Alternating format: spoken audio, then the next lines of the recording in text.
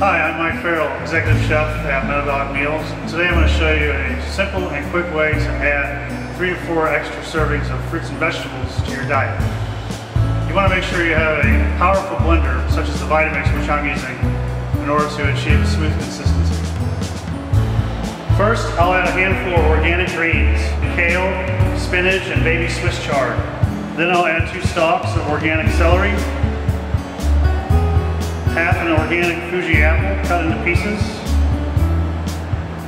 and finally I'll add 16 ounces of water.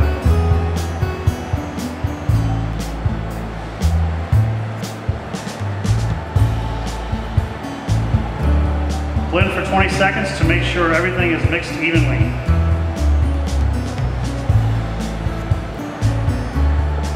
There you have it. In about 2 minutes, you can add 3 to 4 extra servings of fruits and vegetables to your day.